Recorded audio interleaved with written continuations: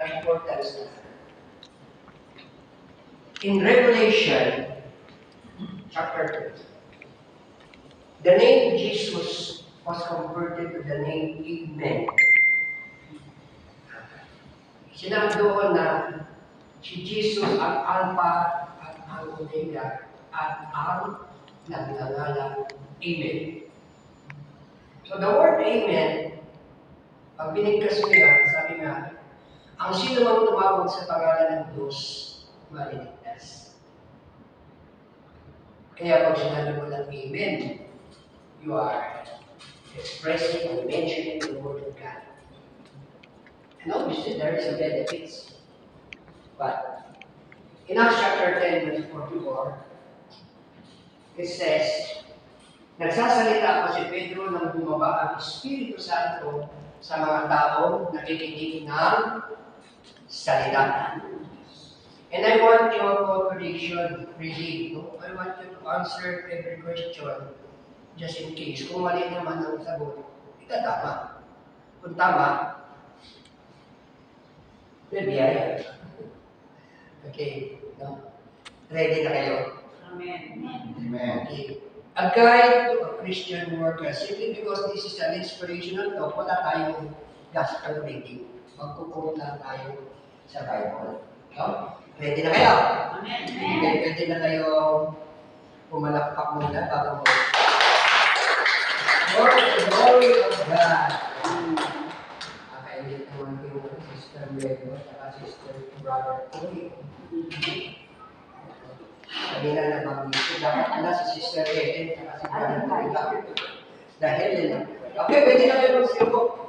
Gandang morning po. Morning. Idol, Mona, Glory po. Thank you for being here with us. So, a guide to a Christian worker. First of all, who are the true Christians?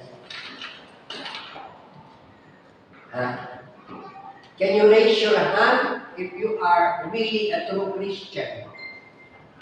Amen. So, dalawa lang ang taas. Sister Elvin and last name Della Pambaba. Supposed to be, no, if you are really a true Christian, you must be proud. Proud. So, there was a saying from an Indian philosopher named Mahatma Gandhi. When he said, I like Christianity, but I do not like Christians. Hallelujah. So who are the Christians? Who are the true Christians? These are the persons acting like Christ. The word Christ, diba? The word or the name Christ added by a letter I-A-N. So become Christian. There's a meaning of I-A-N in Christian for you to become a true Christian. Is there anybody knows I-A-N from the last letter of the word Christ? I have nothing.